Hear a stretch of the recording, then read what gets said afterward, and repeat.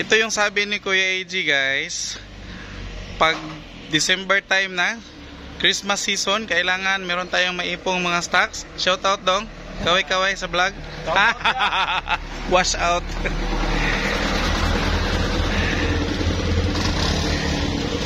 So, timing ang pagdating ni Michael dahil December 2. December 2, kahapon Sunday kasi. So, December 2,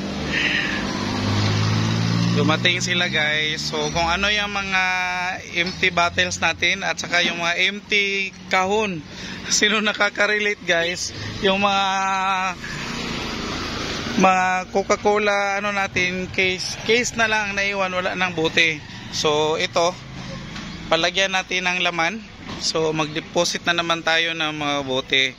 Bakit walang bote yan? So ang naiwan kahon na lang dahil na tumatanggap na si Kuya AJ ng deposito sa ating mga bote. So kung wala na yan siyang laman na bote, ibig sabihin nakadeposit po ang ating mga customers. So ilan na lang guys yung mga pinahihiram ni Kuya AJ ng mga bote dito. Yung mga mababait lang na magsauli. Yung mga yung pahirapan magsauli ng bote, kailangan mag-deposit.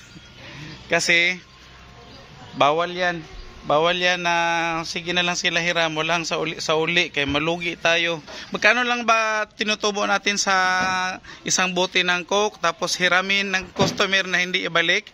Malugi ka talaga. So kailangan magpa-implement tayo ng deposit.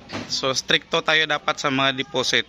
So ayun. So ano yung mga laman, mga walang laman diyan, palagyan na natin kaya baka makabalik si Michael sa ano na malapit na magpasko or after ng Pasko, pag New Year na naman siya makabalik. So mas mainam na meron tayong maraming stocks na ipon. Lalong-lalo na mga 1.5 guys, malakas yung 1.5, mabinta yan. Pati yung mga litro talaga at kasalo ang ano dito, super mabinta. Always nauubusan tayo ng litro at saka kasalo. So ingat-ingat lang guys sa pagbenta dahil malulugi din tayo. May mga ganito, may mga flat caps. Ayan, sinasauli yan ng customer. Yung mga ibang customer hindi nakakaintindi na pag mabuksan yan siya, hindi na yan bayaran ni Coke. Mas mainam na pagtingin ninyo na naka-flat cap siya, wag na lang buksan at saka wag na lang din natin ibenta para hindi tayo malugi. Anyway, papalitan niya ni Coke, papalitan niya ng panel truck basta hindi siya nabuksan. So, yun lang po. Sa akin may nakalusot na isa yung isang araw. Hindi ko nabantayan na ano, may flat caps pala. So, meron tayong maraming flat caps dyan. Papalitan natin yan kay Michael ng mga litro. So, yun ang ingat-ingatan natin guys. Pag may mga flat caps sa litro at saka sa kasalo. Kasi, ano yan? Singaw at saka sabi sa Bisaya, mga customers namin is hupas. Hupas ya kasi nawala na ang kanyang carbon, ano ba yan? Dioxide?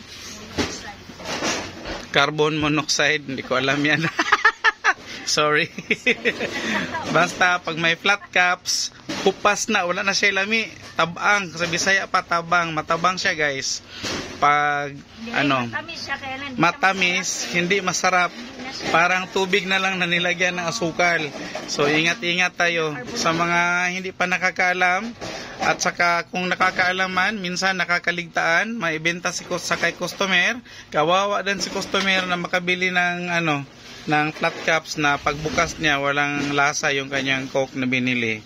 So ang ginagawa ni Kuya AJ dyan guys, utong utong ug magpalugi na lang gyud ka kaysa si customer, kawawa. So ingat-ingat na lang tayo para hindi tayo malugi. So number 1 na pinaka iingatan natin yung mga flat caps na hindi natin mabigay kay customer para iwas lugi.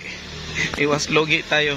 Lalong-lalo na sa Pasko nga at saka sa bagong taon, malakas yung mga bintahan ni soft drinks. Malakas na siya dati sa wala pang season.